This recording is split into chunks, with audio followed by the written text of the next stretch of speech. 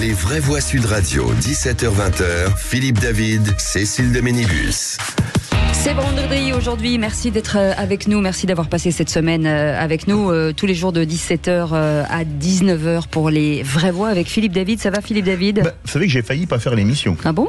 Parce que Philippe Bilger avait piqué mon micro. Oui, il c'est l'avait vrai, limite caché, donc je vais me poser des questions. Peut-être je suis devenu persona non grata. Non, comme dirait la gauche, j'ai fait une appropriation républicaine. Non, prolétarienne, ça c'est Karl Marx. Oui. Vous voulez nous montrer que vous le connaissez? Bah oui, oui, c'est capital. Oui, c'est ça. Ça y est, on a fini la dispute, on peut y aller. En tout cas, ravi de vous accueillir encore sur cette bête plateforme d'opinion et de débat. 0826 300 300. Vous pouvez commenter sur notre compte Twitter, vous pouvez commenter sur notre page Facebook, vous pouvez aller sur TikTok, vous pouvez aussi aller sur notre chaîne YouTube et vous abonner. Et on sera ravis de vous accueillir tout au long de cette émission. Au sommaire de cette émission, justement, le grand débat du jour à 17h30. Un enseignant égorgé à l'arme blanche et 2 blessés graves ce matin au lycée Gambetta à Arras. L'assaillant, ancien élève du lycée, est arrivé en criant Allah Akbar. Il a été arrêté comme de son frère, âgé d'une 20aine d'années. L'homme et sa famille étaient fichés S et sous surveillance appuyée de la DGSI. Philippe. Est-ce que ce drame marque le début d'une nouvelle série d'attentats en France? Est-ce que les services de police, de renseignement sont capables de suivre tous les fichiers S qu'il y a en France, sachant que parmi les fichiers S, on trouve même des supporters de football, ce qui est quand même hallucinant. Est-ce que pour vous, la fiche S est vraiment efficace? Est-ce que nous sommes dans une impasse avec la fiche S? Eh bien, pour le moment, vous dites oui à 81%. On attend vos appels au 0826 300 300. Et notre expert pour en parler sera Grégory Joron, secrétaire général du syndicat Unité SGP Force Ouvrière. Et puis, le coup de projecteur des vraies voix à 18h30. La sidération et l'effroi submergent les enseignantes ce vendredi matin après la mort d'un de leurs collègues lors de cette attaque au couteau dans ce lycée d'Arras, dans le Pas-de-Calais.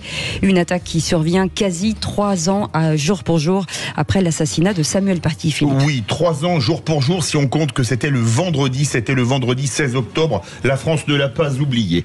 Alors est-ce qu'il faut mettre des portiques pour rentrer dans les écoles comme dans certains établissements scolaires aux États-Unis, puisque là-bas les armes sont en vente libre? Est-ce que les enseignants sont en danger? Est-ce que c'est l'école laïque, ce sanctuaire républicain qui est visé? Venez nous le dire au 0826 300 300. Et pour le moment, c'est un score de parité à 50-50. Et notre expert du jour pour en parler, Luc Faré, sera avec nous, secrétaire général de l'UNSA Fonction Publique. Bienvenue à tous, c'est les vraies voix jusqu'à 19h. Les vraies voix Sud Radio. Et avec nous, Philippe Bilger, président de l'Institut de la Parole. Bonsoir Philippe. Bonsoir Cécile. Vous allez bien? Vous êtes en forme? Très bien, la première semaine dans ces locaux somptueux s'est très bien passée. Le bilan est plutôt positif. Il me semble. Oui, je crois aussi. Elisabeth Lévy, directrice de la rédaction de Causeur, bienvenue, merci d'être là ce soir. On est ravis de vous retrouver. René Chiche aussi, directeur des rédactions du groupe Entreprendre Lafon Presse, le mania de la presse. Mania. Ouais, et pour moi, aujourd'hui, c'est donc un dépucelage, puisque ce studio, je ne le connaissais pas. Oui, et alors? Écoutez, je suis en pleine jouissance de ce studio. On se sent petit dans cette beauté. Hein. Un peu une ambiance boîte de nuit ici. Ces métaphores sont... Oui, c'est un effet boîte de nuit. J'ai déjà commencé avec Elisabeth Lévy. Il m'a invité à danser, j'ai dit non. Ça démarre mal. Et comme chaque jour, en tout cas, vous nous laissez des messages sur notre répondeur au 0826 300 300 et nous vous en remercions. C'est Christian qui nous appelle de Bordeaux. Écoutez. Oui, bonjour, je suis Christian, j'habite Bordeaux, j'ai plutôt des études supérieures, je suis dirigeant d'entreprise, je circule beaucoup dans notre cher pays et ce que je vois me révolte. Tout ce que vous abordez dans le sujet qui vous préoccupe aujourd'hui en ce qui concerne Israël, la Palestine, Monsieur Couturier, je crois, aborde le sujet avec plénitude et réalisme. Quand Zemmour dit qu'on va vers la libanisation, oui, on y va tout droit. J'étais un homme de gauche. Et si on ne réagit pas, on ira tout droit dans le chaos. Je circule beaucoup. Je vais souvent en Vendée, à La Roche-sur-Yon. À La Roche-sur-Yon, il n'y a plus place Napoléon et dans la place de la Résistance, un seul Français. Voilà ce que j'ai à dire. Voilà, merci bien de m'avoir écouté. Voilà, Sud Radio vous laisse la parole, bien entendu, sur ce répondeur au 0826 300 300. Philippe Bilger, cette réaction de Christian. Alors Christian, il exprime une opinion que d'autres Français ont. Il est effarant de voir que dans certaines villes, dans certains villages, il y a un changement radical de climat humain, si j'ose dire. Christian, ça n'est pas partout le cas, mais qui pourrait nier un vrai changement ? Elisabeth Lévy. Alors, je vais avoir un tout petit peu moins de pudeur que mon cher Philippe. C'est pas un changement de climat humain, c'est un changement de peuple. Et c'est une montée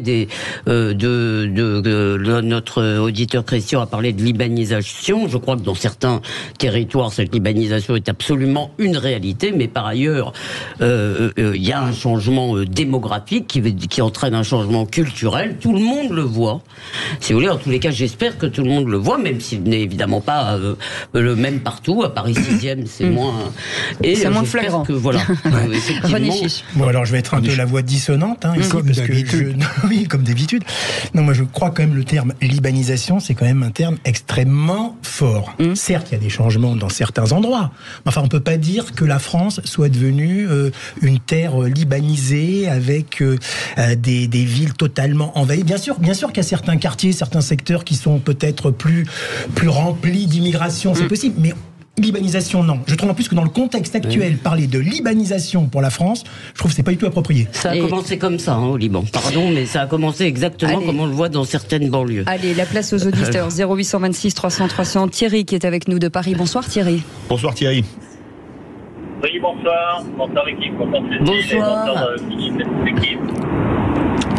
Vous vouliez réagir Thierry? Alors, pour un coup de gueule qui paraît bien futile eu égard à ce qui arrive en France et ailleurs, mon coup de gueule porte sur l'orthographe en fait. Le défaut d'orthographe, et même dans la société qui m'emploie, heureux, 1600 personnes. L'abréviation de monsieur, c'est MR, et non pas M. comme on ne peut pas l'écrire. Et donc, toute cette histoire d'orthographe et d'écriture inclusive, c'est aussi un combat, je dirais, en notre langue et pour maintenir des choses comme elles doivent être dites pour solutionner les problèmes. Je pense qu'il faut d'abord les identifier Thierry, on ne vous entend pas très bien. En fait, on va résumer pour nos vraies voix et peut-être commenter en moins de 2 minutes. Philippe, effectivement, l'orthographe et l'écriture inclusive, voilà. Il a totalement raison, Thierry. Il n'y a pas de petits mots. C'est un signe de plus de l'état de délitement et de la décadence de la France et de notre culture. Elisabeth Lévy, déjà qu'on ne sait plus écrire en écriture normale. Christian a dit que c'était futile. Je dirais que ça n'est pas complètement futile et ça n'est pas complètement déconnecté, si vous voulez, des sujets qui nous préoccupent en ce moment. Pourquoi ? Parce que nous arrivons dans un moment où beaucoup de gens sur le sol de France ne maîtrisent pas, n'ont pas les moyens de dire le monde qui les entoure, de penser donc le monde qui les entoure, et que dans ces cas-là, évidemment, la violence, si vous voulez, est la seule réponse. Donc il y a un rapport entre les deux, en fait. Ouais. C'est pas futile. Oui, je suis d'accord avec Philippe et Elisabeth. Là, allez, ça tombe bien parce que j'avais... Plus il y a aussi l'envahissement de l'écriture, je termine vite fait. Inclusive. Voilà, inclusive. Aussi l'écriture numérique, tout ce qui est SMS, c'est incroyable. Ça, LOL, etc. Donc les gens oublient même l'orthographe maintenant de ces mots. C'est vrai, parfois. vous avez raison. Non, En tout cas, vous restez avec nous, 0826 300 300. Félix Mathieu sera avec nous pour les 3 mots dans l'actu. Et puis le réquisitoire du procureur, avec vous, on parle de quoi, Philippe ? Ce sera contre Mohamed Def, le stratège palestinien que je qualifie de Robin des Bois monstrueux. Mais est-il mort, est-il vivant ? On verra. Et tout ce qui est dit ici est possiblement, il est possible de commenter. Donc c'est le 0826 300 300. N'oubliez pas ce numéro de téléphone. On vous attend jusqu'à 19h. C'est les vraies voix Sud Radio. Elisabeth Lévy, René Chiche et Philippe Bilger sont avec nous. Les vraies voix Sud Radio, 17h-20h, Philippe David, Cécile de Ménibus. Lidl, réélu encore et encore, meilleure chaîne de magasins de l'année dans la catégorie fruits et légumes. Allô patron, elle est à 99 centimes, c'est C'est la mangue, je l'avais sur le bout de la langue. Et en ce moment, Lidl la propose à moins d'1 euro. Voilà, ils sont encore et toujours moins chers que nous. Oh, leurs clients vont se régaler en mangeant cette mangue. Mais pour nous, la mangue à 99 centimes, c'est un vrai mangue à gagner. Lidl, trop fort sur les prix et c'est vous qui le dites. Étude Kantar Prométhée, avril 2023. Catégorie 1, origine Brésil, Espagne ou Israël selon arrivage en supermarché. Plus d'informations sur Lidl.fr. Sud Radio, la radio de la Coupe du Monde de rugby, arrive sur Twitch. Vraie voix Sud Radio, 17h-20h, Philippe David, Cécile de Ménibus. Bienvenue dans Les Vraies Voix avec Philippe David. Nous sommes ensemble jusqu'à 19h et Philippe Bilger est avec nous, président de l'Institut de la Parole. Elisabeth Lévy, directrice de la rédaction de Causeur, et René Chiche, directeur des rédactions du groupe Entreprendre Lafond. Dans un instant, Félix Mathieu sera avec nous avec les 3 mots dans l'actu. En attendant, c'est le réquisitoire du procureur. Les Vraies Voix Sud Radio, le réquisitoire du procureur. Philippe Bilger. Et vous voulez requérir Philippe Bilger contre Mohamed Daif, le stratège derrière les opérations du Hamas contre Israël depuis 20 ans. Oui, j'ai été frappé, mais pas seulement à cette occasion tragique, par le fait que certaines personnalités, lorsqu'elles étaient arrêtées, suscitaient une sorte de curiosité un peu délétère, voire sombre, voire vulgaire. Je pense à ce chef de la mafia qui avait été arrêté dans une clinique, et là depuis quelques jours on fait des portraits de Mohamed Daif, je sais pas comment on dit véritablement, et on se demande si cet homme qui a été gravement atteint et qui est, d'aucuns disent peut-être mort, en tout cas qui est très gravement handicapé, il y a quelque chose de fascinant dans son horreur, dans la capacité qu'il a eue d'accomplir le pire, dont il est à la fois invisible et très présent, et qui continue à tout diriger, paraît-il, à l'heure actuelle du Qatar. Et donc je l'ai qualifié de Robin des Bois monstrueux, parce que pour certains il représente un héros, mais pour moi évidemment il est le responsable immédiat de cette haine à l'égard d'Israël et de ses monstruosités. Elisabeth Lévy. Alors, je trouve très intéressant le propos de Philippe, mais j'arrive pas à savoir dans le fond de quel côté vous penchez, parce que moi je vais vous faire un aveu. Le mal m'intéresse plus en réalité que le bien, qui est plus facile, je dirais, à comprendre. L'empathie humaine, si vous voulez, les sentiments, les comportements humains, si vous voulez, sont pour nous la norme. Et je dois dire, y compris d'ailleurs dans toute la littérature sur le nazisme, ce qui m'intéresse le plus, c'est ce qui permet d'aller dans le fond, dans la psyché de ces gens-là. Mais la deuxième chose, quand vous dites qu'il est responsable de toutes les monstruosités, alors là, je crois qu'on ne peut... S'il y avait un seul homme, ce serait facile. On tue l'homme et puis c'est terminé. Nous avons affaire, que ce soit là-bas ou en France, à une imprégnation idéologique, si vous voulez, assez profonde à mon avis, qui n'est pas seulement le fait de petites minorités, et c'est ça qui rend le combat particulièrement difficile, je crois. Oui, alors d'abord, on ne sait pas vraiment s'il est encore vivant, Mohamed Daif. Donc ça, c'est une bizarrerie, une interrogation. Il faut quand même pas oublier que l'armée israélienne a essayé de le tuer 7 fois, et depuis, on n'a plus aucune nouvelle de lui. Alors maintenant, son nom sort. Or, jusqu'à présent, peu de gens connaissaient ce nom. Parce que là, il y a une guerre quand même de l'information aussi qui a lieu actuellement entre le Hamas et Israël. Maintenant, on sort son nom. Effectivement, il y a pas mal d'articles sur lui, le présentant comme le chef de la branche. Le cerveau. Oui. Alors, ils disent le chef de la branche militaire du Hamas, voilà, ou le cerveau, comme vous dites. Mais c'est vrai que faire des portraits sur cet homme qui est quand même, faut le dire, une ordure, si j'ose le dire. Une véritable ordure, s'il est encore vivant, c'est assez surprenant. Mais c'est vrai que ça intéresse aussi quand même les gens de voir qui sont ces assassins, ces ordures. Oui, il y a un côté comme ça morbide là-dedans. Mais non, il n'y aurait pas de Dostoïevski si on ne s'intéressait pas aux assassins. Il n'y aurait pas de... C'est pas simplement morbide, ça me paraît quand même être absolument naturel qu'on s'intéresse à comprendre les assassins. Allez, la suite dans quelques instants. À 17h30, le grand débat du jour, un ancien élève fiché S a égorgé un enseignant et blessé gravement 2 personnes au lycée Gambetta à Arras. La question du jour, sommes-nous dans une impasse? Pour l'instant, vous dites oui à 80%. Et tout de suite, les 3 mots dans l'actu. Et c'est avec Félix Mathieu. Les Vraies Voix Sud Radio. Bonsoir Félix. Bonsoir tout le monde. 3 mots dans l'actu qui sont Arras, Gaza et Pékin. Un enseignant égorgé, 2 personnes grièvement blessées à Arras. L'assaillant fiché S a crié Allahu Akbar. Emmanuel Macron sur place indique qu'un autre attentat a été déjoué en France. À suivre aussi, des centaines de Palestiniens fuient la ville de Gaza après l'appel d'Israël à quitter les lieux avant une offensive terrestre. Et puis c'est dans ce contexte tendu qu'un employé de l'ambassade d'Israël à Pékin a été poignardé. Hospitalisé, son état s'est stabilisé. L'ambassadeur israélien se dit choqué. Les Vraies Voix Sud Radio. Je vous invite, mes chers collègues, monsieur le ministre, à observer une minute de silence. De silence, une minute de silence à l'Assemblée nationale en hommage à cet enseignant. Ce matin, l'extrême violence a refait irruption dans une cour de récréation. Un enseignant tué, 2 personnes grièvement blessées. L'assaillant, fiché S, serait d'origine tchétchène, de sources policières. Il était suivi de près par la DGSI. Son frère a également été interpellé devant un autre établissement de la ville. Ce matin, donc, l'homme a crié Allahu Akbar avant de passer à l'acte. Il a depuis été interpellé. Martin Dousseau, un autre enseignant, prof de philosophie, se trouvait sur son chemin. À l'intercours, en sortant, donc j'ai vu que les élèves étaient en train d'être confinés et j'ai vu effectivement l'agresseur s'en prendre à une personne de la cantine. J'ai appris après qu'il s'agissait du chef cuisinier et qui le poursuivait et qui le menaçait avec un couteau. Il avait déjà apparemment frappé puisque ce chef cuisinier avait du sang sur les mains et semblait effectivement blessé. J'ai voulu m'avancer à ce moment-là pour un peu m'interposer et la personne qui s'était déjà interposée une première fois m'a dissuadé de le faire, m'a repoussé vers l'établissement. À ce moment-là, l'agresseur s'est quand même retourné vers moi, voyant que je m'étais avancé et que je commençais à lui parler. Il m'a dit « Vous êtes professeur d'histoire, vous êtes professeur d'histoire » et m'a poursuivi parce que j'avais cherché à m'interposer. Des propos recueillis par Benjamin Bouliram et Pierre Beauvillain de l'agence France-Presse au lycée Gambetta d'Arras. Emmanuel Macron s'est rendu sur place cet après-midi avec les ministres de l'Éducation et de l'Intérieur. Le chef de l'État en appelle à faire bloc face à la barbarie et au terrorisme. Presque 3 ans jour pour jour après l'assassinat de Samuel Paty, c'est à nouveau dans une école que frappe le terrorisme. Et dans un contexte que nous connaissons tous.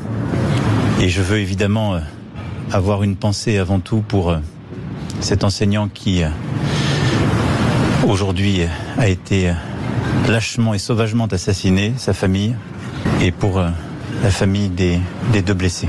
Selon le chef de l'État, un autre attentat a été déjoué sur le sol français. L'enseignant tué a sans doute sauvé lui-même beaucoup de vies ce matin, dit-il. De son côté, le président du RN, Jordan Bardella, estime que le ministre de l'Intérieur, Gérald Darmanin, doit donner sa démission en raison, dit-il, de failles dans la chaîne de responsabilité avant cette attaque au couteau à Arras ce matin. Deuxième mot, évacuation. Des centaines de Palestiniens fuient la ville de Gaza après l'appel d'Israël à quitter les lieux. Direction le sud de la bande de Gaza, Israël appelle tous les civils à partir de la principale ville avant une offensive terrestre attendue sur le territoire palestinien contrôlé par le Hamas. Représailles à l'attaque sanglante menée samedi par le mouvement islamiste palestinien. Pour autant, le politologue Didier Billion, directeur adjoint de l'Institut de Relations internationales et stratégiques, se montre sceptique quant à ce choix de l'État hébreu. On leur dit partez, mais partir où ? Nous savons que la frontière nord avec Israël, bien évidemment, est fermée. Nous savons que la frontière sud avec l'Égypte est aussi fermée. Les Égyptiens ne veulent pas des Gazaouis. Absolument. Et donc, c'est une sorte de provocation et de spirale infernale qui est devant nous. Et puis, si cette opération terrestre a lieu, comprenons ce qu'est Gaza. C'est l'endroit du monde où la densité de population est la plus importante. Ne croyez pas qu'à Gaza, il y a de grandes avenues où les chars d'assaut vont pouvoir se déployer. Non, ça va être un combat rue par rue. Les gens du Hamas connaissent parfaitement leur territoire, leur ville, ils le quadrillent. Didier Billion de l'Institut de Relations internationales et stratégiques au micro de Jean-Jacques Bourdin ce matin sur Sud Radio. Depuis le début des hostilités, au moins 1300 personnes, en majorité des civils, ont été tuées en Israël. Selon l'armée, le Hamas détient 150 otages, parmi lesquels 13, selon le mouvement islamiste, ont été tués dans les frappes israéliennes sur Gaza. Ces bombardements ont fait 1799 morts, dont 583 enfants, selon les autorités locales. Un mot, Elisabeth Lévy ? Oui, je voulais dire que bien sûr, ça va être très douloureux pour tout le monde, en tous les cas pour nous qui pleurons pour tous les enfants, quels qu'ils soient, ça va être très douloureux et qu'il faudra voir, mais qu'il va falloir se rappeler une chose, en fait, les Israéliens n'ont pas le choix. Ils n'ont pas devant eux le choix entre une solution gentille, sympathique et droit de l'homiste et une solution brutale. Ils sont obligés d'assurer à leurs frontières, si vous voulez, d'assurer la sécurité de leurs citoyens. C'est une question existentielle. Donc, effectivement, et je rappelle aussi que quand ils manœuvrent, ils essayent autant que faire se peut, si vous voulez, de pas, leur but n'est pas de frapper des civils, contrairement au but du Hamas qui n'est que celui-là. Donc ça va être difficile, l'opinion va se retourner, on va entendre des Israël assassins dans les rues de nos villes, ça a commencé hier soir, voilà. Mais moi je pense qu'ils n'ont pas le choix, il faut qu'ils arrivent Voilà, pardon. Troisième mot, Pékin. Merci beaucoup Elisabeth Lévy. Pékin, un employé de l'ambassade israélienne était poignardé dans la capitale chinoise. Oui, il se trouvait à 1,5 km de l'ambassade au moment des faits ce matin. Hospitalisé, son état est désormais stabilisé, mais l'ambassadeur israélien évidemment se dit particulièrement choqué par cette attaque qui prend une résonance toute particulière dans ce contexte tendu au Proche-Orient. On a également vu des manifestations anti-israéliennes dans les capitales de l'Irak ou de la Jordanie. Merci beaucoup Félix Mathieu. Vous restez avec nous dans un instant. Le grand débat du jour. Un ancien élève fiché S égorgé, un enseignant blessé et gravement, 2 autres personnes au lycée Gambetta à Arras avant d'être arrêtés. Cette question que l'on vous pose, fiché S, est-ce que nous sommes dans une impasse? On va en parler avec Grégory Joron, secrétaire général du syndicat Unité SGP Police Force Ouvrière qui est avec nous. Bonsoir Grégory Joron. Bonsoir. En dehors de la flagrance, avez-vous des moyens, vous, policiers, d'empêcher ces attaques? Actuellement, non. Pas tous les moyens, et je pense qu'il faudra s'en doter rapidement. On en parle dans quelques instants. 0826 300 300. Vous voulez réagir? On vous attend jusqu'à 19h. À tout de suite. Les vraies voix Sud Radio, 17h-20h. Philippe David, Cécile de Ménibus. C'est une vraie chance d'être avec vous tous les jours de 17h à 19h avec Philippe David, les vraies voix. 0826 300 300. Parlons vrai. C'est une belle plateforme en tout cas. Vous pouvez débattre, vous pouvez donner vos opinions, bien entendu, tant que vous n'allez pas trop loin, bien entendu. Et tout de suite, le grand débat du jour. Les vraies voix Sud Radio, le grand débat du jour. Et un enseignant égorgé à l'arme blanche et 2 blessés graves ce matin au lycée Gambetta à Arras. L'assaillant, ancien élève du lycée, est arrivé en criant Allah Akbar. Il a été arrêté comme son frère, âgé d'une vingtaine d'années. L'homme et sa famille étaient fichés S et sous surveillance appuyée de la DGSI, Philippe. Oui, et est-ce que le fichage S a encore un sens quand on voit que nombre d'attentats ont déjà été commis par des personnes fichées S? Que dire quand on voit qu'étant fichés S, et qu'ils étaient sous un arrêté d'expulsion il y a quelque temps, ils n'ont pas été expulsés.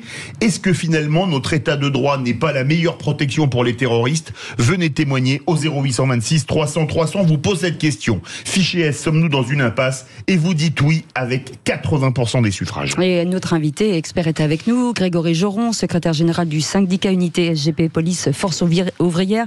Rebonsoir Grégory Joron. Juste avant de revenir à vous, Philippe Bilger, cette question finalement, est-ce que nous sommes dans l'impasse avec ces fichiers S? Mais c'est d'autant plus dramatique cette affaire que j'ai l'impression que la surveillance a été exercée normalement autant qu'elle le pouvait. L'assassin a été contrôlé hier, on a dû le laisser partir parce qu'il n'avait commis aucune infraction. Son frère a été retrouvé devant un lycée où probablement il s'apprêtait à commettre le pire. Donc ce qui me frappe et ce qui me navre en tant qu'ancien magistrat et même en tant que citoyen évidemment, c'est que on ne peut rien reprocher au service sinon le fait qu'on a un état de droit qui ne permet pas d'interpeller ceux qui, de manière quasiment certaine, s'apprêtent à commettre le pire, comme malheureusement ça a été fait. Donc il faut changer, et les fichiers S, il ne faut pas les garder, il faut se débrouiller pour les faire partir, c'est tout. Elisabeth Lévy. Alors, je crois que Philippe a parfaitement résumé l'enjeu, qui n'est pas une défaillance dans la chaîne d'action, si vous voulez, de gens qui n'ont pas fait leur boulot, en l'occurrence. Des gens ont fait leur boulot dans les limites que leur permet la loi, et la loi est évidemment plus protectrice des droits, disons, des gens suspectés ou capables de commettre de tels actes que de la collectivité. Donc, évidemment, il faut changer cela, mais c'est très difficile dans notre culture aussi. Moi aussi, je suis libéral. Et j'ajoute que c'est rendu encore d'autant plus difficile que nous avons affaire à des entrepreneurs individuels du djihadisme. Nous n'avons pas besoin, pour faire ce qu'il a fait, d'un réseau planétaire. Il suffit d'un donneur d'ordre qui est à l'autre bout de la Terre. Le chef du Hamas a demandé il y a 3 jours, du Hezbollah ou du Hamas, je sais plus, a demandé il y a 3 jours que le conflit à Gaza devienne une guerre mondiale. Tout le monde peut entendre l'appel. Pardon, j'arrête. Non, je vous en prie, Isabelle. Non, mais faut pas oublier qu'aujourd'hui, c'est le jour du djihad. Oui. C'est le chef du Hamas qui a dit que ça c'est le jour du djihad. Déjà, c'est quand même bizarre cette histoire. Bon, en plus, c'est lié visiblement à l'histoire malheureuse de Samuel Paty, exactement à 3 jours près. Mais par rapport à ces fichiers S, je me demande si aussi c'est pas malheureusement un manque de moyens humains. Parce que pour vraiment... Mais on peut pas mettre un policier derrière tous les fichiers S. Il n'en faut pas, justement, si on veut les contrôler 24 heures sur 24, il en faut même 20 par fichier S dangereux. Ah si, c'est le mieux, c'est pas les laisser entrer en France, à mon avis. Bien sûr. Alors, à quoi correspond maintenant ce statut de fichier S? On ne sait plus trop. On va poser des questions. Il semble qu'il n'avait pas que le statut de fichier S. Tous les fichiers S ne sont pas suivis par le DGSI. Hein. Non. Il avait plus que S. Oui. Puis vraiment, il fait partie de la menace qu'on appelle la menace endogène, ça. C'est un peu quand même le terroriste seul. Allez, Grégory Joron est avec nous. Beaucoup de choses ont été dites, Grégory Joron. Et la vraie question, vous, en tant que policier, est-ce que finalement on est dans une impasse pour vous? Alors, je vais me permettre juste de rappeler peut-être ce qu'est le fichier S ou la fiche S. Parce que derrière un fichier S ne se cache pas toujours, heureusement, fort heureusement, un potentiel terroriste qui va passer à l'action. Il y a des milliers de fichiers S. La fiche S, c'est un outil de renseignement et de suivi. C'est extrêmement important pour les services, mais pour tous les services, notamment évidemment de renseignement, qui peuvent collationner des informations sur des individus qu'ils décident de surveiller, justement pour pouvoir alimenter et potentiellement judiciariser des faits et intervenir justement avec les passages à l'acte. Alors là, c'est vraiment pour le cas extrême des fichiers S qui sont classés extrêmement dangereux avec potentiellement évidemment un passage terroriste. Mais la fiche S, c'est en soi un vrai outil extrêmement important, et je pense que le débat, il ne doit pas se porter là. Le vrai débat, il se porte sur, une fois qu'on a la connaissance de dangerosité d'individus, qu'est-ce qu'on fait? Malheureusement, pour reprendre une expression que j'ai déjà entendue il n'y a pas si longtemps, on n'est pas dans le film Minority Report, vous savez, Tom Cruise, on ne peut pas intervenir avant la commission d'une infraction, ça c'est notre état de droit, et malheureusement, j'ai envie de dire, la vraie question c'est de savoir comment on fait pour protéger nos libertés individuelles auxquelles on tient à peu près tous, je pense, et notamment les gens qui partagent votre plateau aujourd'hui, et en même temps se doter quand même de moyens de pouvoir intervenir réellement quand on a une dangerosité avérée. C'était semble-t-il le cas du terroriste de ce matin. Philippe Biljard veut réagir. Grégory Joron, pour une fois, c'est peut-être pas la première fois que je vais être encore plus sévère que les fonctionnaires de police.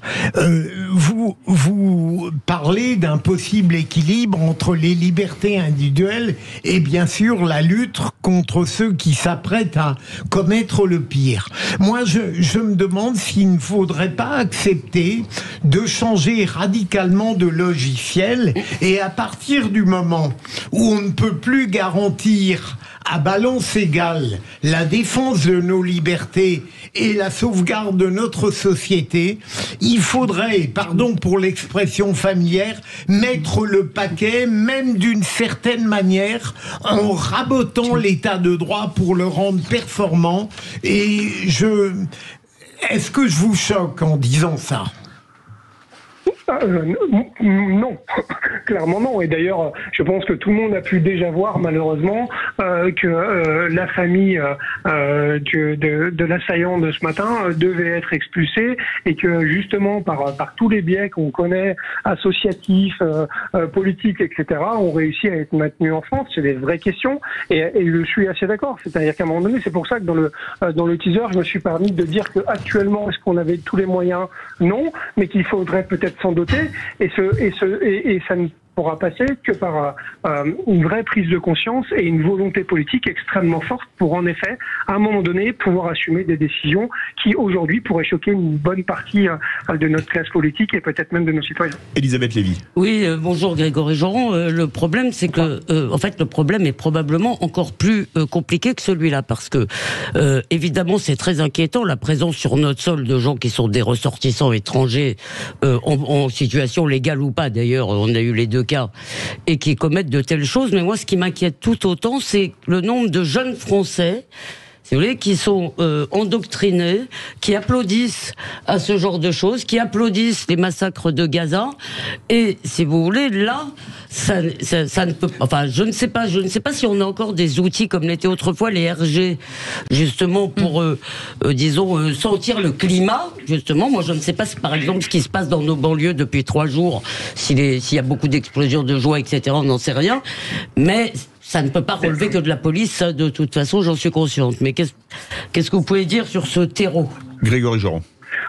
Alors, on a eu un outil de renseignement qui a été clairement bien esquinté il y a quelques années au travers de politiques publiques. Je reviendrai pas là-dessus.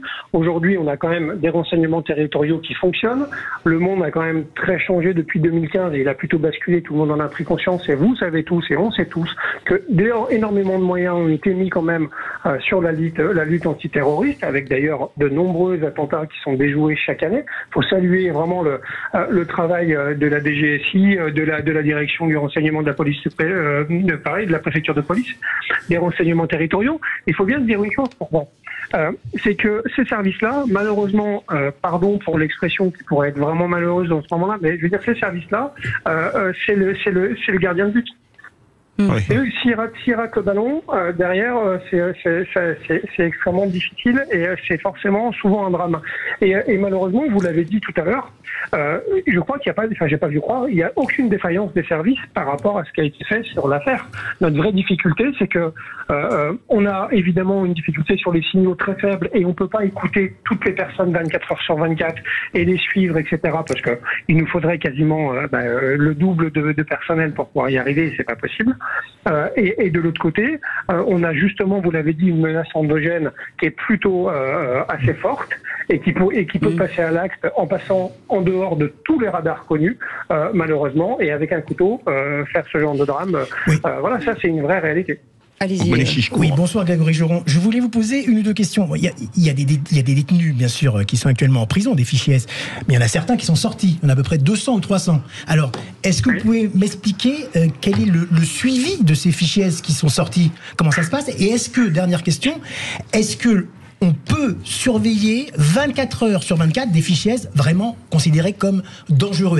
Parce que moi, on m'a dit qu'il fallait 20 personnes. Voilà, il fallait 20 personnes pour surveiller des fichiers. Alors, je voulais avoir votre confirmation ou pas. Alors, j'ai pas les détails et vous imaginez bien que même si je les avais, je crois que je devrais avoir la responsabilité de pas vous les donner. Mais non, je crois qu'en effet, c'est extrêmement difficile de surveiller quelqu'un 24 heures sur 24. Ça l'est quand c'est très chaud, ça l'est quand justement les fichiers et les indicateurs et les informations qui remontent au service de renseignement permettent de dire attention, là on a quelque chose qui se passe, on a intercepté des messages, on a écouté, on a regardé, on a pu voir, observer que vraisemblablement il y a potentiellement un passage à l'acte.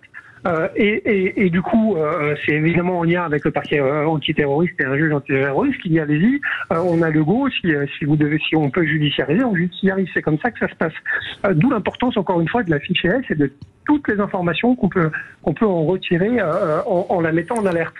Pour votre question, il y a 200 détenus qui sont sortis. Comment on fait pour les suivre ? En fait, les fiches S sont classées par dangerosité. Oui. Avec le classement, évidemment, avec j'imagine des indicateurs très précis qui permettent justement de classer les fiches, parce que comme je vous l'ai dit, il peut y avoir des fiches ES, et il y en a énormément qui ne revêtent pas réellement de dangerosité, en tout cas terroriste, heureusement.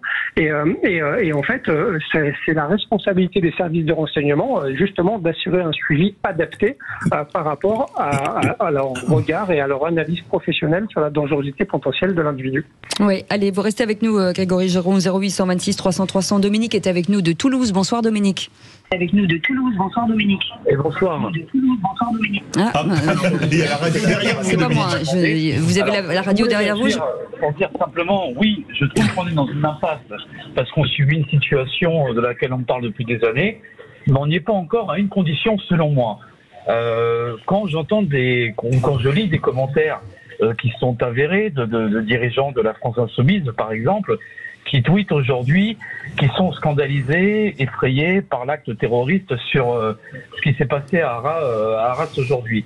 Évidemment, c'est scandalisant, évidemment, c'est une horreur absolue, mais d'abord, pourquoi réagir comme ça sur cet acte-là, ne pas réagir de la même manière sur ces gamins qui ont été tués là-bas au Proche-Orient, et bien sûr qu'ils soient palestiniens ou israéliens, Le fait est que des gamins meurent, le fait est que des gamins ont été égorgés.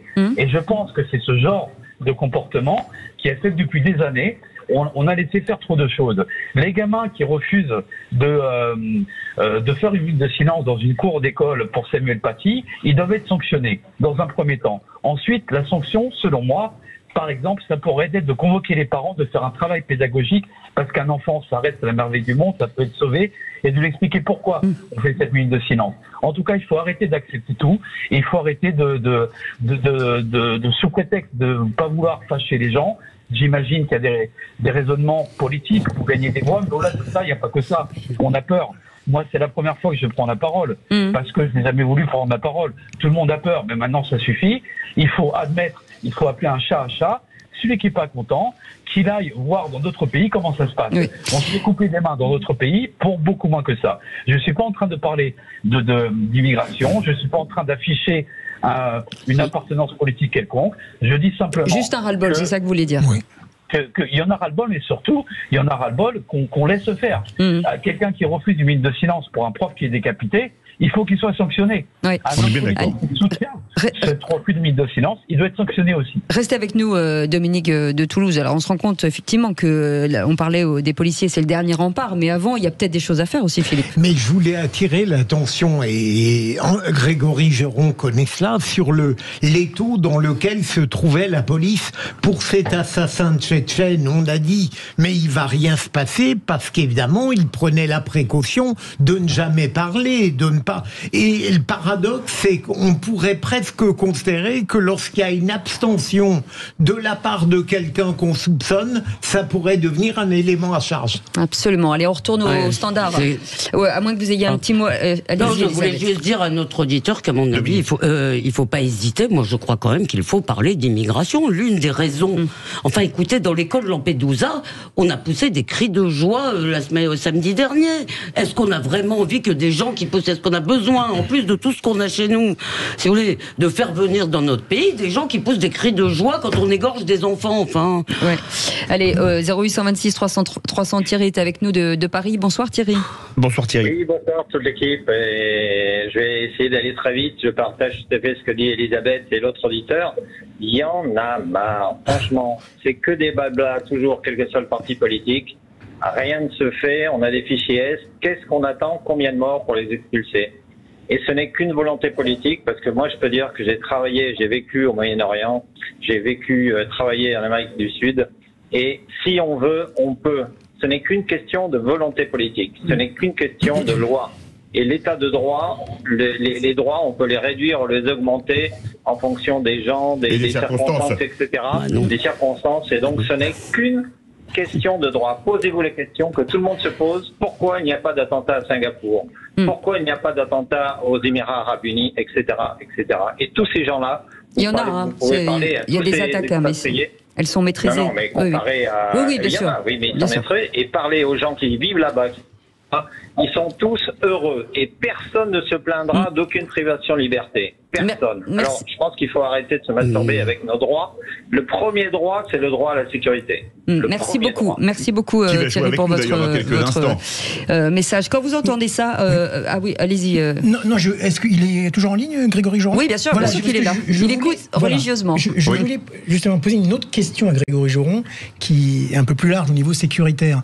Bon, là, on parle de bien sûr, ce meurtre horrible de ce professeur aujourd'hui. Non, c'est par rapport aux Jeux Olympiques qui vont avoir lieu en 2024. Alors, Grégory Geron, comment vous envisagez cette situation? Parce que si on a déjà de l'appréhension avec une personne... Après, il n'est pas le ministre de l'Intérieur encore. Non, mais en tant que policier, comment appréhende-t-il la situation? C'est tout ce qu'on vous souhaite, Grégory Geron. Non, je suis pas sûr que ce soit vraiment quelque chose qui fasse rêver en ce moment, pour le coup. Je pense que les Jeux Olympiques, on sait tous qu'il y aura un enjeu de sécurité énorme, mais en dehors même du caractère terroriste, c'est-à-dire qu'on a un enjeu de sécurité quotidienne et de petite et moyenne délinquance, un enjeu de gestion de foule qui va être extrêmement complexe, parce que je crois que la clé reste dans la fluidité quand on a un nombre énorme de personnes qui va être réunis au même endroit.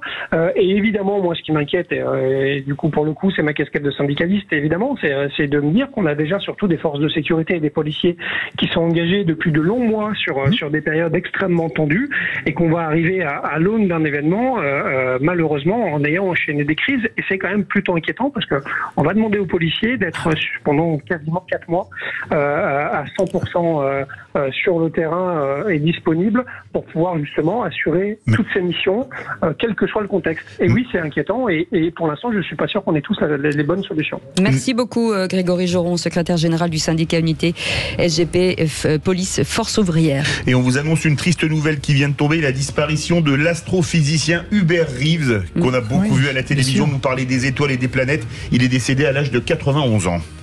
Vous restez avec nous dans un instant, la suite de ce programme un peu plus réjouissant que toutes ces informations. C'est le quiz de l'actu. On va pouvoir jouer avec notre auditeur du jour. Dominique de Toulouse sera avec nous dans quelques instants. À tout de suite. C'est Thierry. Ah, c'est Thierry. Eh ben, c'est Thierry. Les vraies voix Sud Radio, 17h-20h, Philippe David, Cécile de Ménibus. Bienvenue dans Les Vraies Voix. Alors, Les Vraies Voix de Sud Radio, là, c'est un peu l'état dans l'état. Cette chronique, j'ai envie de dire, ce moment, c'est un moment donné où tout peut arriver. Ça s'appelle... Le défouloir. Oui, c'est exactement ça. Ça s'appelle le quiz de l'actu. On vous souhaite la bienvenue. Tous les coups sont permis. Les vraies voix Sud Radio, le quiz de l'actu. C'est vrai qu'on devrait en baseline mettre et tous les coups sont permis, exactement. Et avec notre auditeur du jour, Thierry de Paris, qui est avec nous. Thierry, tout va bien ? Oui, là, tout va bien. Bon, très bien. Est-ce que vous avez révisé, Thierry ? J'essaye, mais je sais que c'est compliqué, j'ai pas à faire. Il y a du lourd en face de vous. Hein. Ouais. Et donc, c'est vous qui répondez en premier. Si vous n'avez pas la bonne réponse, ce sont nos vraies voix du jour. Elisabeth Lévy, René Chiche et Philippe Bilger qui répondront à votre place. Attention, qui c'est qui l'a dit ? Écoutez bien. Ne menons pas chez nous des aventures idéologiques par projection. N'ajoutons pas par illusion, par calcul, des fractures nationales aux fractures internationales. Bardella ? Non. Bonne réponse, Macron. Philippe, bonne réponse de Philippe Bilger. Emmanuel Macron. Qui c'est qui l'a dit en réaction à l'allocution d'Emmanuel Macron ? Je trouve dramatique et irresponsable le fait que le président de la République n'ait pas eu un mot pour les victimes palestiniennes. Bonne question. Dites un nom. Langoucha ?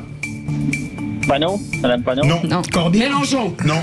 Pas mal. Bompard. Qui a dit Bompard ? Elisabeth Lévy. Bon, j'avoue que vraiment d'un dixième d'un cheveu, là. Hein. Il y avait le mot qui l'a dit aussi. Ah ouais, voilà, très bien. Voilà. Je suis d'accord, on partage. Merci, Elisabeth. Un point chacun. Ah ouais. Voilà. Et la gentillesse de ces deux candidats cache quelque chose. Qui c'est qui l'a dit ? Vous n'avez pas vu le coup de pied que je viens de leur piler sous la table ? L'alliance avec LFI est un déshonneur politique et une faute morale. Qui ne l'a pas dit ? On vous aide. Un ancien Premier ministre. Manuel Valls ? Non. Un autre. Il a moins de cheveux. Cazeneuve. Bonne réponse de René Chiche. Cazeneuve. Bravo. Bernard Cazeneuve. Qui c'est qui l'a dit ? La position de LFI sur le Hamas n'est pas une différence, c'est une rupture fondamentale avec ce qui fait le cœur de nos combats. Thierry. Thierry. Darmanin. Non. Roussel. Bonne réponse, Roussel. Fabien Roussel. Arrêtez de vous vanter, René. Tous les vendredis. Est-ce que je peux reprendre le point que je lui ai donné ? Oui, absolument. À la base, vous en êtes propriétaire. Qui c'est qui l'a dit ? Toutes les victimes civiles, qu'elles soient israéliennes ou palestiniennes, sont le fait du Hamas. Oui, je sais, j'ai entendu Philippe. Attention, allez, une réponse de nos vraies voix. Désolé. Petite piste. Non. Je sais pas. Il a le même prénom que Courbet. Julien Bonne réponse, Julien Audoul. Julien Audoul, député Rassemblement National. Qui c'est qui l'a dit ? Tiens, c'est une ministre. On ne va pas tresser des lauriers à François Ruffin parce qu'il a juste dit une parole normale. Ouf. Et c'était sur Sud Radio. Ce matin. Je sais. Moi aussi. Il l'a pas dit ? Sabrina Agriat, je sais pas quoi. Agresti-Roubache, bonne réponse. On va lui faire Sabrina Agresti-Roubache, secrétaire d'État chargée de la citoyenneté. S'il vous plaît, qu'on sache qui c'est, Sabrina Agresti-Roubache, qui est secrétaire chargée de la citoyenneté et de la ville. Mais non. Avertissement. Oui, Mais rappel non, au règlement. Mais non, j'ai demandé à Philippe, il m'a dit oui, tu peux répondre. Philippe, il Donc Philippe et vous, ça va. Non, mais c'est rappel au règlement. Qui a gagné vite Eh ben c'est René Chiche, oui. 5-1-1. Évidemment. Évidemment, oui, il est aidé par Allez, vous restez avec nous. Bravo en tout cas, mon cher Thierry. Thierry, vous êtes notre vraie voix du jour. Vous restez avec nous. Dans 10 minutes, le tour de table de l'actu avec vous. Philippe, on parle de quoi? On parle de... Le président a fait le discours qu'il fallait faire. Elisabeth Lévy? Du sens des priorités d'une certaine presse qui se lance ces temps-ci les grands travaux contre l'extrême droite. René Chiche? Pour l'autorisation des manifestations pro-palestiniennes, malgré moi. Ok, 0826 300 300, on revient dans un instant. Petite pause, bienvenue les vraies voix, jusqu'à 19h. Les vraies voix Sud Radio, 17h-20h, Philippe David, Cécile de Ménibus. Bienvenue dans les vraies voix, on est ensemble jusqu'à 19h avec Philippe David et que des spécialistes de rugby autour de cette table. Elisabeth Lévy, directrice de la rédaction de Causeur. Mes pronostics. On va vous les demander. Vous savez que Elisabeth Lévy, le rugby, elle aime beaucoup s'en mêler. Oui, c'est joli. René Chiche est avec nous, directeur des rédactions du groupe L'Entreprendre et La Fond Presse. Et puis Philippe Bilger est avec nous, président de l'Institut de la Parole. Et nous avons gardé forcément un artiste rugbystique, j'ai envie de dire. Quentin Cabelli, vous c'est n'avez pas avec vu les nous. performances sur le terrain. Sinon, vous n'oseriez pas dire ça. Alors, cette compo, finalement, pour la France, pas trop de surprises, à part peut-être Biel Biarré. Ouais, Biel Barré, mais qui semblait même avoir fait son chemin dans la tête du staff. À la place de Villiers, les seules incertitudes, c'était le niveau de forme d'Antoine Dupont, mais lui, il a tenu justement à rassurer tout le monde, et ce en conférence de presse. Antoine Mazère était sur place pour Sud Radio. Je vous propose justement d'écouter le capitaine du 15 de France qui tient à rassurer tout le monde. Aujourd'hui, je me sens très bien, que ce soit sur les deux plans. C'est vrai que sur le coup, je savais pas la gravité de ma blessure, donc j'ai eu pensé que la compétition était terminée pour moi. Donc j'ai dû attendre les examens, faire les rendez-vous avec le chirurgien, l'opération, et voilà, pour retrouver de l'espoir. Ma convalescence s'est bien passée. J'ai pu reprendre progressivement toutes les étapes nécessaires avant de reprendre le jeu. J'ai eu la chance de bénéficier de plusieurs semaines pour faire tout ça, et aujourd'hui, je peux être en pleine capacité de mon jeu, de mes moyens, que ce soit physique ou technique, pour être prêt pour ce match de dimanche. Bon, il est à 100%. C'est lui qui le dit en tout cas. Philippe Bilger, vous le sentez comment, Dupont? Le bigourdan est solide, c'est bien connu. Il est fabuleux. Moi, j'ai seulement peur que même la petite crainte psychologique tout de même. Mais est-ce que, je suis quand même moins spécialiste que Quentin. Mais vous parlez. Non, attendez. J'aime beaucoup le rugby. Attendez, mais je suis moins excusez-moi, spécialiste. beaucoup moins. Dites la vérité. Je peux poser une question au grand Quentin? Oui. Est-ce qu'il risque pas d'avoir quand même une opération anti-Dupont, vous voyez, avec tous les gros balaises de l'Afrique du Sud? Moi, je suis moins un spécialiste. Il y a finalement toujours une opération anti-Dupont, parce qu'on sait que c'est potentiellement le meilleur numéro 9 du monde. Donc, à chaque fois, les équipes se focalisent sur lui. En tout cas, là, du côté des Sud-Africains, on a dit non, il n'y aura pas de plan anti-Dupont, il y aura un plan anti-français. Mais on sait que, forcément, il va être un petit peu recherché. Voilà, on va aller le chercher. C'est ça que je veux dire. Mais la vraie question, c'est au niveau de l'appréhension d'Antoine Dupont. C'est ça où il faut se poser une question. Est-ce qu'il va oser y aller autant que d'habitude? Alors, on imagine que oui, parce que c'est quand même un dur au mal et un sacré courageux. Mais voilà, et puis il faut dire que s'il y a un contact à la tête, aujourd'hui, c'est quand même difficile de passer à côté. Donc il y a de grandes chances que si jamais il prend une charge irrégulière à la tête, il y ait sanction pour les Sud-Africains et qu'ils se pénalisent autant que nous. Ça, à mon avis, Ben O'Keefe, l'arbitre néo-zélandais, va avoir l'œil s'il y a un contrat sur Dupont. Une autre demi-surprise quand même, Anthony Gelon, qui joue en 3e ligne, alors qu'il sort. Attendez, il s'est fait les croisés au mois de mars dernier. Il a fait un match extraordinaire. Il n'avait pas joué depuis 6 mois. Il n'avait pas joué depuis 6 mois et on le met pour le match contre les Box. Est-ce que c'est pas une surprise? Une demi-surprise? Ça pourrait apparaître comme une surprise, mais finalement on s'y attendait un petit peu. Alors c'est vrai que Cross a pas démérité à ce poste, mais Gelonche, il a un côté plus impactant peut-être physiquement. Il apporte quelque chose que les autres n'ont pas forcément non plus. Donc c'est un joueur, finalement c'était acté. À partir du moment où il s'est blessé, on savait qu'il irait à la Coupe du Monde s'il était apte à le faire. Donc c'est que dans la tête de Fabien Galtier, c'est un des cadres, et finalement s'il est là, et il le fait jouer, et peu importe, voilà, on prend les risques et on le met, mais visiblement il a prouvé sur les derniers matchs de poule qu'il était en forme. Philippe Bilger. Au lumineux Quentin, je vais poser une question très grande. Est-ce qu'Antoine Dupont n'avait pas déjà, Quentin, été amené à changer son style de jeu depuis longtemps? C'est-à-dire, depuis qu'il a été Le micro, qualifié de meilleur demi-mêlée du monde, il n'avait plus d'échappée.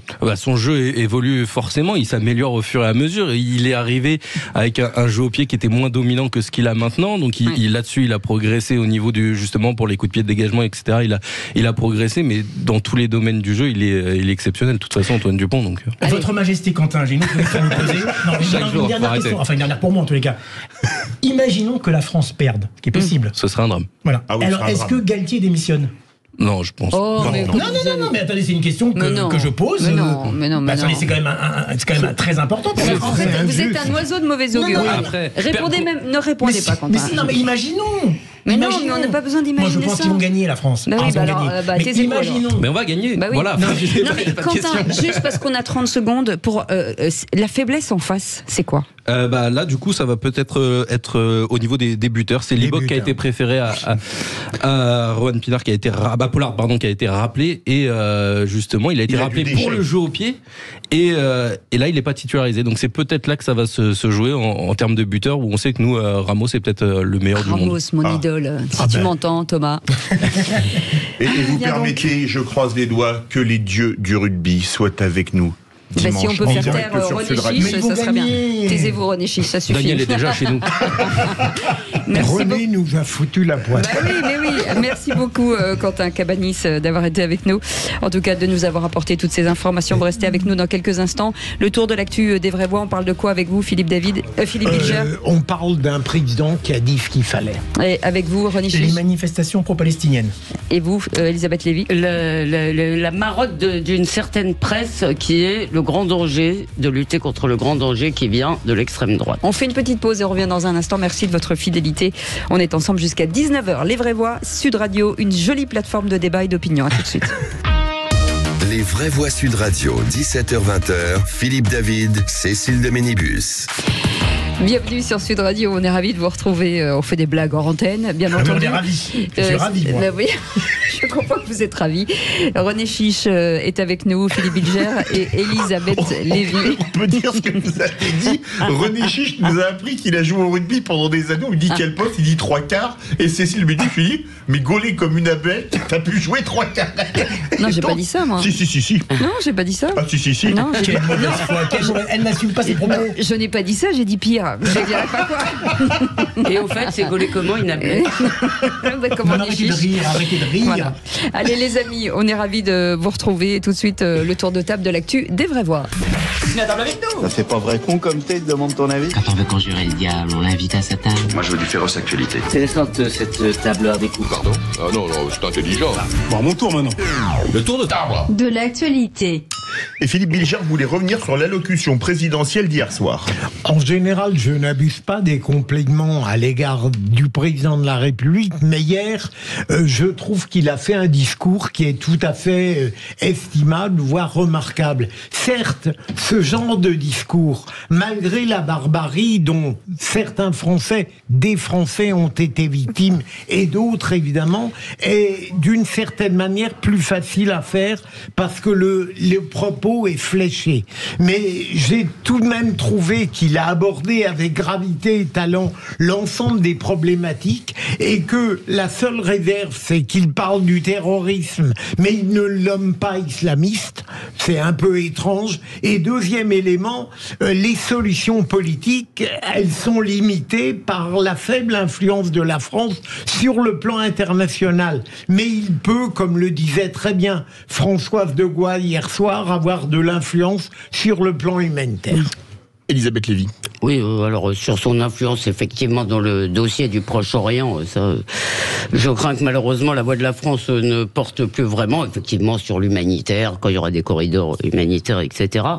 En revanche, moi, ce qui me laisse un peu sur ma faim, pour moi, c'est plus problématique que un simple détail qu'il n'ait pas mentionné l'islamisme, parce que j'en ai un peu assez depuis des années, depuis 2015, depuis, si vous voulez, que à chaque attentat, tout d'un coup, on ouvre un peu les yeux, et puis après, on s'empresse de les refermer parce que le problème est tellement complexe Et tout à l'heure, j'ai essayé d'en parler avec Grégory Jérôme, on n'a pas poursuivi. Ce qui me semble problématique, c'est quand même au-delà du djihad, de la violence, c'est quand même des millions, ou probablement en tous les cas des centaines de milliers de jeunes Français qui pensent comme ça, si vous voulez. Et je ne suis toujours pas sûr, peut-être que Philippe a raison, il a été plutôt...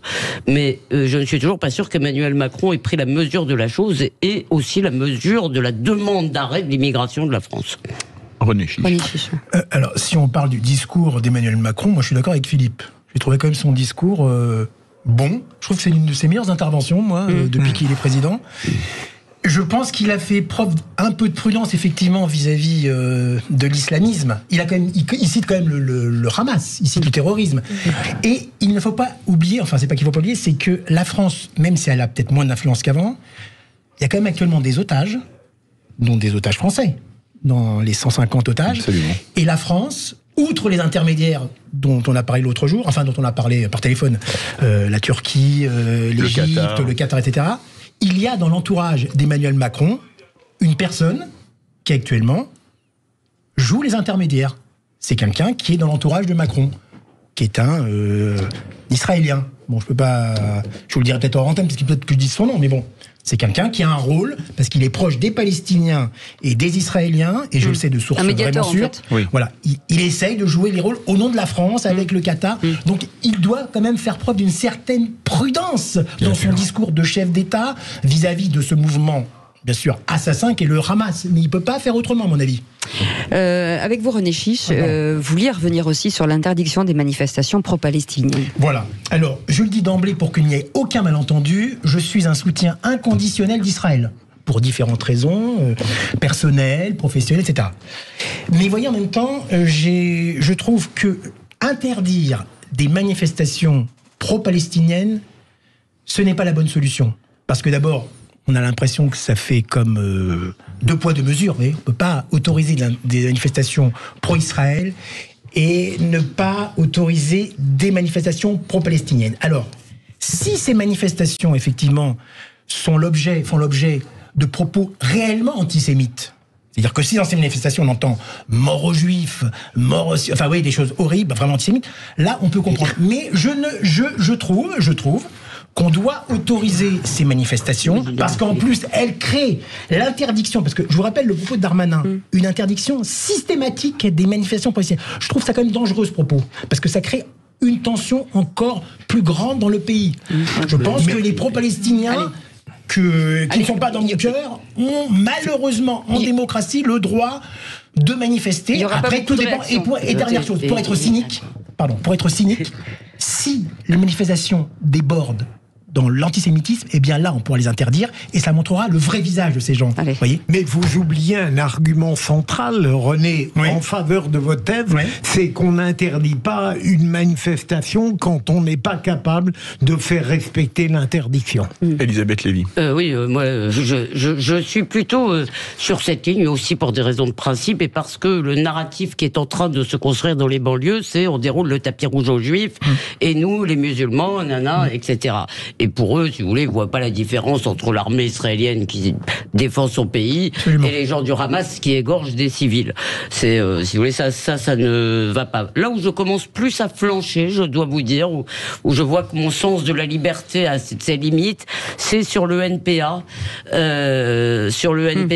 Dont on demande l'interdiction. D'abord parce qu'on a interdit des gens... Le nouveau parti anticapitaliste. Oui, on a interdit des gens pour beaucoup moins que ça, en général, de l'autre côté. Moi, j'étais très contre celle des identitaires, par exemple. Mais là, c'est vrai qu'il y a des propos... Donc, maintenant, si vous voulez, les interdictions, c'est très bien pour montrer qu'il y a un État ferme. Je crois qu'il faut quand même pas en attendre non plus, parce que comme l'a dit Philippe, les manifestations interdites ont lieu. J'ai des vidéos de celles d'hier à Paris à votre disposition. 5000 personnes. Mais ça, c'est juste dernière chose. Ce sont des manifestations interdites. Ça montre bien que ça ne sert à rien de les interdire, puisque les gens vont quand même manifester. Il faut le faire respecter. Voilà. C'est pour ça que je trouve qu'il vaut mieux Vous voyez, pourtant, je le dis vraiment à contre-cœur. Autorisé, au nom de la liberté. Mais moi, je suis oui, je moi, sais, je suis d'accord plutôt avec ça. Mais moi. oui, Je pense que c'est la preuve qu'interdire ne sert à rien. Mais c'est le contraire. Enfin, non, mais Philippe a raison. Si on les faisait respecter, ce serait un argument contre nous, en l'occurrence. Mais bon, je ne crois pas qu'on va le faire. Eh ben, avec vous, dans quelques instants, Elisabeth Lévy reviendra sur ces médias de gauche qui se lancent dans la lutte contre l'extrême droite. On en parle dans un instant. 0826 300 300. Vous avez le droit de commenter tout ce qu'ils disent. Et ça, c'est le principe de cette émission. Allez, à tout de suite. Les vraies voix Sud Radio, 17h-20h, Philippe David, Cécile de Ménibus. Les vraies voix Sud Radio jusqu'à 19h chaque jour, du lundi au vendredi. En fait, on est plus largement ouvert que la Poste, Philippe David. Absolument, oui. Et on est toujours fidèle au poste. Mais complètement timbré aussi. Absolument. Philippe Bilger est avec nous, Elisabeth Lévy est avec nous. David, René Chiche est avec nous. Il y a quelques instants, vous avez le tour de table de l'actu des vraies voix. Avec vous, Philippe, on revenait sur cette allocution d'Emmanuel Macron. Avec vous, René Chiche, on revenait sur l'interdiction de manifestation de pro-palestinienne. Et vous, Elisabeth Lévy, vous voulez revenir sur ces médias de gauche qui se lancent dans la lutte contre l'extrême droite. Oui, parfois il y a des coïncidences dans l'actualité. Alors écoutez, comme on a une actualité lourde, j'ai décidé d'en rire. Parce que, si vous voulez, je trouvais ça déjà assez grotesque, l'antinazisme, si vous voulez, ou l'antifascisme affiché sur France Inter, où on se bat, si vous voulez. Alors là, courageusement, vraiment des Jean Moulin, il y en a partout, contre un fascisme qui n'existe pas. Et après tout, j'aurais trouvé ça assez drôle si ça n'avait pas été un des éléments qui plombent terriblement le débat public. Mais alors là, je dois dire qu'en une semaine, si vous voulez, ou en 15 jours, il y a eu une coïncidence, et c'est que Libé nous annonce triomphalement créer une newsletter sur l'extrême droite qui s'appelle Frontal, et cette semaine, c'est Mediapart qui crée In Extremis pour les extrêmes droites. Ben, à vrai dire, jusque-là, j'ai toujours pensé que Mediapart était assez largement déjà une feuille contre l'extrême droite. Mais bon, maintenant c'est officiel. Et si vous voulez, évidemment, ça pose quand même des questions au-delà de la rigolade, mais dans quel monde vivent ces gens? Où est le danger de l'extrême droite en France? En quoi, si vous voulez, elle menace nos libertés? En quoi elle menacerait les juifs ou les homosexuels ou qui vous voulez, si vous voulez, ou les minorités? En quoi? Or, si vous voulez, pour ne pas, je veux dire, obséder si vous voulez, par cette paille, si je puis dire, eh bien, ils ne voient pas la poutre qui est devant leurs yeux et qui est l'islam fondamentaliste. Donc, de temps en temps, ils sont bien obligés d'ouvrir les yeux, comme aujourd'hui.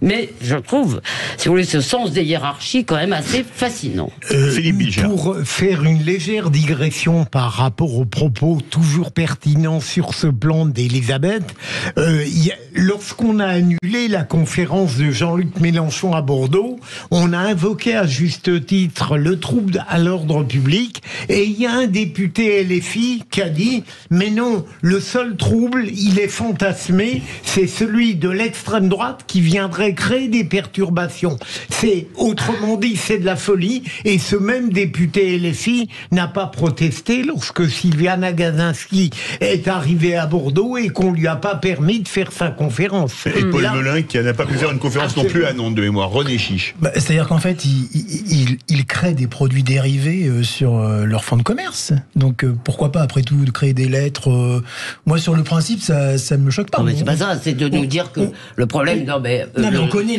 c'est de nous dire que leur fonds de commerce. Oui, mais de nous dire que le danger principal, aujourd'hui, c'est l'extrême droite, c'est quand même se voiler la face. Non, mais je suis d'accord avec vous.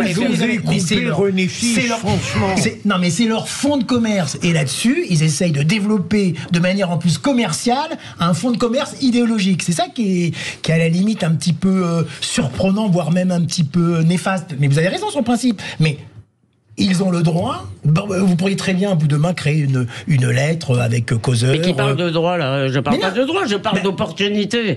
Je parle de pertinence. Loin de moi l'idée de vouloir interdire à Libé ou à Mediapart leur délire. Alors donc vous êtes d'accord avec moi?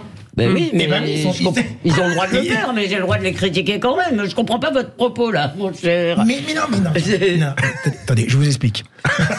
Oui, vous me dites que c'est logique. C'est logique, peut-être. Oui, mais d'accord. Pour moi, c'est sans vouloir... vous offenser. Sans vouloir vous offenser, ma chère Elisabeth. Pour moi, c'est un faux problème. Ce sont des médias, des entreprises commerciales. On connaît leur ligne éditoriale, on connaît leur fonds de commerce. ils développent d'autres produits pour appuyer là-dessus encore plus. Excusez-moi, cher René, mais vous n'êtes pas du tout dans ce que je disais. C'est pas le problème. Non, mais c'est très intéressant parce qu'en fait, beaucoup de gens ne comprennent pas que la critique des médias, ça n'est pas un colifichet de la démocratie aujourd'hui. Quand les médias exercent un pouvoir, les critiquer, c'est-à-dire démonter leur idéologie, est important pour moi. C'est même un devoir. Voilà pourquoi je pense qu'il faut le faire, qu'il faut quand même le dire, que ce soit leur ligne, leur fonds de commerce, ils ont le droit, évidemment. Moi, je suis libéral. Je veux dire, mais il est important, si vous voulez, quand même à un moment, d'attaquer ce pouvoir aussi, parce que pour moi, le pouvoir des médias, c'est pas le quatrième, c'est le premier. Et donc, on peut les critiquer, même si vous avez dit, je ne suis pas tombé à la renverse d'étonnement. Mais je suis le premier, moi, à critiquer les médias, tous leurs excès, toutes leurs outrances, sans aucun problème. Merci beaucoup, Elisabeth Lévy, René Chiche. Vous restez avec nous et on va revenir sur cette actualité triste. Un enseignant a été donc mortellement poignardé dans ce lycée de Arras. Un drame qui survient 3 ans après l'assassinat de Samuel Paty. On va en parler, bien entendu, avec cette question. Est-ce que c'est l'école, aujourd'hui, qui est attaqué? 0826 300 300. Luc Faré est avec nous, secrétaire général de l'UNSA Fonction publique. Bonsoir Luc Faré. Bonsoir. Une question peut-être un peu philosophique, mais est-ce que finalement on s'en prend à l'émancipation par le savoir? Eh bien, malheureusement, la réponse est oui. Et en France, pour lutter contre ces dérives, eh bien, nous avons créé l'accueil de tous et de toutes dans l'école de la République. Et c'est celle qui est attaquée aujourd'hui. On va en parler dans quelques instants. 0826 300 300, vous attend au standard. À tout de suite. Les vraies voix Sud Radio, 17h-20h, Philippe David, Cécile de Ménibus. Aujourd'hui avec nous pour commenter l'actualité, Philippe Bilger est avec nous, président de l'Institut de la Parole, Elisabeth Lévy, directrice de la rédaction de Causeur, et René Chiche, directeur des rédactions du groupe Entreprendre Lafon Presse. Et vous, au 0826 300 300, on vous attend bien entendu, vous êtes les bienvenus jusqu'à 19h. Et tout de suite le coup de projecteur des vraies voix. Les vraies voix Sud Radio, le coup de projecteur des vraies voix. Et la sidération et l'effroi submergent les enseignants ce vendredi matin après la mort de leur collègue lors d'une attaque au couteau dans un lycée d'Arras dans le Pas-de-Calais. Cette attaque survient quasiment jour pour jour à 3 ans après l'assassinat de Samuel Paty, Philippe. Oui, 3 ans après l'assassinat de Samuel Paty, est-ce qu'encore une fois l'école laïque qui est visée? Est-ce que les enseignants sont en danger? Et puis, tiens, quelle est la question? Faut-il mettre des portiques de sécurité comme dans certains établissements aux États-Unis? Vous êtes enseignant, vous êtes parent d'élèves, vous avez peur pour vos enfants. Appelez-nous au 0826 300 300. Et notre invité avec nous, enfin en tout cas avec nous, Luc Faré, secrétaire général de l'UNSA Fonction publique. Rebonsoir Luc Faré, restez avec nous. Philippe Bilger, forcément on se demande si, avec cette question, est-ce que c'est finalement l'école qui est attaquée? Alors, pour répondre très directement à la question de Sud Radio, moi tout ce qui viendra amplifier la capacité des écoles et des collèges et des lycées de se défendre, à mon assentiment. Mais j'aimerais avoir une appréciation, et bien sûr Luc Faré peut-être la contredira. J'ai l'impression que ça n'est pas par hasard que ces criminels s'attaquent à l'univers du collège et des lycées. Est-ce qu'il n'y aurait pas dans cet univers tellement important pour la démocratie, une sorte, de la part des professeurs et des éducateurs eux-mêmes, une sorte d'humanisme très compréhensif qui interdirait parfois de mettre en œuvre tous les dispositifs de contrôle, de surveillance et de répression qui seraient nécessaires. Et donc qui profitent d'une certaine manière peut-être d'un univers trop perméable. Avant de répondre à la question, Elisabeth Lévy, est-ce que l'école est attaquée pour l'instant? Ludovic de Mathieu nous dit avant tout c'est la nation qu'elle représente et à travers elle ses valeurs et son mode de vie. Mais c'est ce que je voulais dire d'ailleurs, c'est que c'est la France évidemment qui est attaquée par et pas n'importe où, effectivement, dans cette institution qui symbolise ce qu'est la citoyenneté chez nous. Mais je trouve que Philippe a tout à fait raison. Alors il a dit avec beaucoup de délicatesse, ce qui est tout à fait normal, parce que je crois que d'abord on veut tous exprimer mais notre solidarité, évidemment.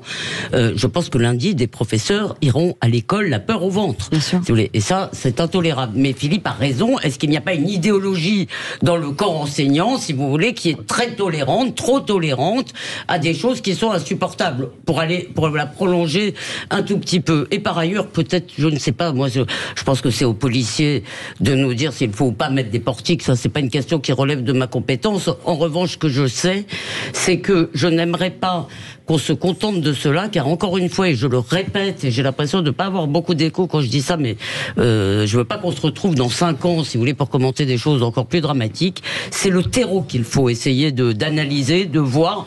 C'est le nombre d'élèves qui lundi vont applaudir à ce qui s'est passé. Je pense que si on ne regarde pas cela, on va encore se planter. Prenez chiche. Oui, tout à fait, je suis d'accord avec Elisabeth et aussi Philippe. Là, mais sûr que c'est l'école qui est attaquée, c'est évident. En plus, il y a tout ce contexte de laïcité. Ces gens-là attaquent l'école parce que l'école, c'est la neutralité. Exactement, la neutralité, la laïcité, tout ce qui s'est passé avec la baya, le voile. Tout ça fait quand même craindre effectivement des réactions plus que violentes. Mais alors, en plus, outre ce jeune d'origine tchétchène, vous avez vu que depuis septembre, il y a une multitude en plus d'alertes à la bombe et de fausses alertes d'attentats faits par des jeunes eux-mêmes de lycée alors ils font ça visiblement peut-être pour s'amuser, mais on se demande si un jour ou l'autre ils ne vont pas faire ça sérieusement. Ça, c'est un vrai problème. Et dernière chose concernant la sécurité dans les lycées, dans les collèges. Il y a quand même une certaine sécurité, mais alors effectivement, il manque pour l'instant de fouilles, etc. Et encore une fois, je crois qu'il manque aussi de gens, de personnel aussi, pour s'occuper de la sécurité dans les lycées. Luc Faré, secrétaire général de l'UNSA, fonction publique, une réaction à ce qui vient d'être dit. Écoutez, d'abord, moi je voulais revenir sur la première des questions que vous m'avez posées, c'est-à-dire est-ce que c'est l'école qui est attaquée? Oui, je crois que c'est l'école qui est attaquée. C'est-à-dire que l'école de la République aujourd'hui, c'est elle qui accueille tous les jeunes, qui permet d'apporter un savoir et d'apporter un savoir qui va permettre d'apprendre le sens critique et de lutter contre les ignorances et les manipulations. Et donc oui, la formation française qui est fondamentale dans notre démocratie que représente l'école est attaquée ce soir. Et oui, nous devons tout faire pour apporter un soutien à l'ensemble des communautés éducatives de notre pays. Et je dois avouer que on doit saluer ce soir la mémoire de ce professeur qui est intervenu pour sauver des élèves, qui en a payé le prix de sa vie. Et je voulais ce soir commencer par lui rendre un immense hommage, ainsi qu'à ces deux personnels qui sont l'un professeur de PS et l'autre agent de sécurité, qui ont aussi été blessés dans cet odieux attentat. Et je tiens ici vraiment à exprimer à la fois un soutien, mais aussi toutes mes condoléances à leurs proches, à leurs familles, à leurs élèves et à leurs collègues. Oui, ça réagit beaucoup au 0826 300 300 direction le Gard. Bonsoir Benoît. Oui, bonsoir. Merci à vous de nous donner la parole. On vous écoute. Voilà, écoutez, déjà dans un premier temps, je suis extrêmement triste, choqué et révolté de ce qui s'est passé aujourd'hui. Voilà, d'ôter la vie encore une fois à des innocents dans ce pays, malheureusement c'est quelque chose qui devient trop récurrent, trop habituel. Et finalement, on se contente juste de pleurer les morts et puis de passer à autre chose. Alors, moi, je considère que ce qui se passe à l'heure actuelle, c'est l'assassinat de notre école, l'assassinat de notre modèle et l'assassinat de notre pays. Tout esprit critique est anéanti et je ne comprends pas qu'il n'y ait pas plus de réaction de la part des pouvoirs publics pour mettre fin à tout ça et enfin anticiper, appréhender des individus aussi dangereux, malveillants et méprisables. Vous restez avec nous, Benoît, 0826 300 300. Thierry est avec nous aussi. Une réaction, Thierry? Oui, tout à fait. Je suis tout à fait d'accord avec Benoît et j'ajouterais que notre problème, c'est qu'on ne nomme pas la source du mal et du problème. Parce que les islamistes, qu'est-ce qu'ils veulent? Ils sont embêtés par l'école laïque qui est égalitaire et qui enseigne des matières, des choses qu'ils ne veulent pas être enseignées. Et pour eux, seul le Coran est suffisant à être enseigné. Il se suffit à lui-même pour toute la vie. Donc je crois qu'il faut le dire, le répéter pour comprendre la source du mal et ensuite prendre les décisions qui s'imposent. Luc Faré, quand vous entendez ce que disent nos auditeurs, Et moi, je voudrais d'abord vraiment redire que il faut ce soir, je suis comme beaucoup sous le coup de l'émotion et qu'il faut savoir garder raison parce que oui, l'école est attaquée, je l'ai dit tout à l'heure, mais d'autre part, je tiens vraiment à saluer le travail de toute la communauté éducative, aussi bien dans le lycée Gambetta à Arras, que pour l'ensemble de l'engagement des agents partout dans notre pays et dans toutes les écoles. Et aujourd'hui, il faudrait surtout pas penser que les enseignants ne font pas leur travail, tout au contraire. La preuve, aujourd'hui, aucun élève n'a été blessé en tout cas. Philippe Bilger, on entend les réactions sur les deux débats, on a l'impression que les gens sont à bout. Oui, sûrement, mais si vous le permettez, à la suite de la première réponse de Luc Faré, j'aimerais lui poser un peu vulgairement cette question. Est-ce qu'au fond, vous n'avez pas l'impression que dans la tête de ce jeune assassin de 20 ans... On a perdu Luc Faré, Philippe Bilger. On va le rappeler. Il allait peut-être me contredire. Peut-être une réaction, Elisabeth, ou... Oui, non mais aujourd'hui c'est probablement le jour de l'émotion, mais on sent bien, si vous voulez, dans ces appels à garder la raison, je crains qu'on ait un peu trop gardé la raison. Je ne veux plus entendre ce discours du pas d'amalgame nous expliquant qu'il n'y a que de toutes petites micro-minorités, car je le répète, si vous voulez, c'est ça qui est le ferment du déni, car la situation de notre pays est beaucoup plus grave. Il y a dans une grande partie, évidemment pas tout le monde, mais quand même les sondages le montrent, l'imprégnation islamiste, ce n'est pas quelques individus, c'est une partie de plus en plus importante de la jeunesse musulmane de ce pays. Allez, 20 Donc, secondes. on ne va pas recommencer avec le pas d'amalgame. Allez, 20 secondes. Et ce que je crains vraiment encore plus maintenant, c'est avec ce qui se passe actuellement à Gaza et en Israël. Là, j'ai vraiment peur que la réaction dans certains quartiers sensibles de jeunes élèves soit assez violente, voire terrifiante. Merci. Merci à tous. Merci beaucoup Philippe Bilger, merci beaucoup Elisabeth Lévy, merci beaucoup René Chigé, merci à tous et à nos auditeurs et merci Luc Faré. Malheureusement, on a un petit problème de ligne, secrétaire général de l'UNSA, fonction publique. Et effectivement, on a une pensée pour l'école aujourd'hui et tous ceux qui au quotidien s'occupent de nos enfants. Merci beaucoup. Dans un instant, Philippe, on va parler rugby. On va parler rugby avec l'équipe, la Dream Team Rugby de Sud Radio, mais en attendant, les incontournables de la gestion de copropriété avec Thomas Binet et Philippe Loiselet. À lundi, 17h. À lundi, 17h, et merci à notre équipe formidable. Salut et bon week-end.